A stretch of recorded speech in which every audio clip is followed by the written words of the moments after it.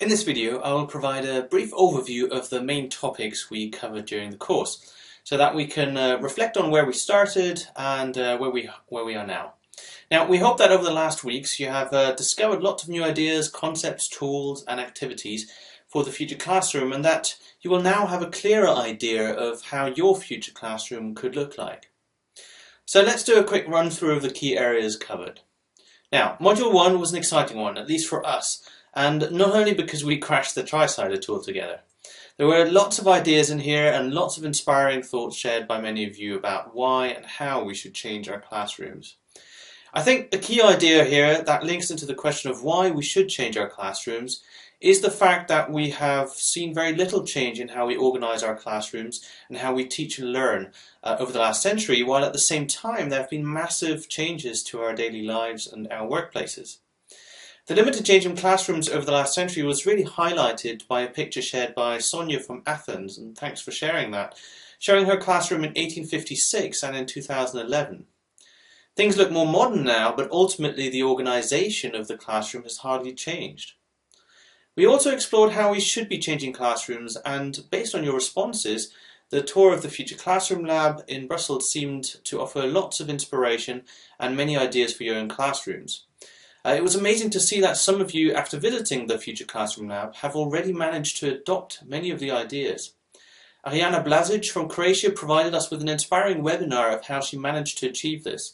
And I was also especially impressed by Alessandro Rucchi's Classroom 3.0 in Italy, which also incorporates the Future Classroom Lab learning zones. If we want to achieve change in our classrooms, we need a path that can lead us there. And this is what we started to look at in Module 2. The iTech project has developed the Edda Vista Toolkit, and this is a step-by-step approach that helps school principals and teachers to move closer to their future classrooms. Now, this approach highlights what we need to consider and reflect upon in the process of innovation. Two key things to consider when innovating are trends and stakeholders.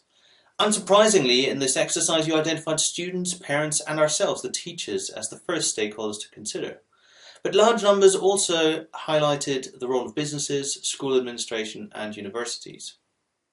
Now, for trends we started an exciting activity, the League of Trends, and this ranking exercise included more than 10,000 votes on which educational trends you thought would have the biggest impact on your teaching in the future.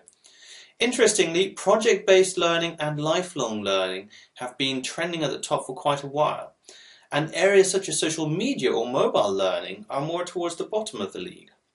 Now, does this reflect the optimism or the wish of most of us, or is it a realistic assessment of where things are currently moving in education systems across the world? Now, done properly, project-based learning will break up our traditional divisions of subjects, it will require new timetables and new forms of assessment, and this is a huge change. Is it realistic in the foreseeable future? Well, it's fantastic to see that the majority of you seem to think so. That's a great indicator of the force for change present on this course. And it's also encouraging to see lifelong learning at the top of this league. This indicates a shift in what's happening towards teaching of 21st century skills. Learning to learn, critical problem solving, creativity, these are all skills of a lifelong learner. Now, Module 3 was a packed module with lots of ideas and tools for using technology in the classroom. The key thing to pick from this module is that rather than to see technology foremost as an infrastructure or a cost challenge, it is primarily a pedagogical challenge. We've often seen technology enter the classroom without it being used effectively. We therefore need to think about how we want to use technology for teaching and learning before anything else. The Innovation Maturity Model, which was introduced in Module 3, helps us in doing this. And the results of the activity in this module show some encouraging signs, but also many areas where still a lot of work is required to ensure technology supports our teaching and learning in the best possible way. For example, around 57% of us mainly have students use technology passively, rather than having them produce something with the technology, or even better, using the technology to personalize the learning of the student. Of course, this depends in the first place on the availability of appropriate technologies. Now, in this module, we then explored the 21st century skill of collaboration in more detail as part of this module. Deirdre's critical analysis of how we organise collaboration really seemed to have had a big impact on many of you, resulting in a real reflection process of our current practices. And the number of tools and ideas for promoting collaboration in the classroom has been astounding. Make sure you revisit this section to pick up some good ideas for your next lessons.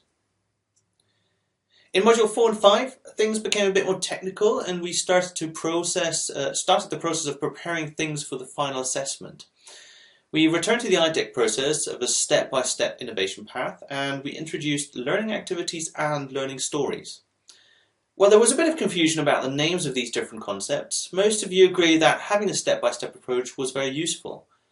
To summarise this, future classroom scenarios provide us with a general vision of how we want to organise our teaching and learning. Learning activities provide concrete but context-independent ideas that can support this vision. And learning stories offer the practical context for a set of learning activities that realise the identified vision. As part of this, together we created a large library of activities that support the flipped classroom scenario, with the activity of using Twitter to have students summarise key concepts from their homework videos being the most popular one. Now, the learning stories are still being prepared by you, and we are very excited to see all of your great ideas and the entire learning on this course come together in them. So good luck with your final assessment.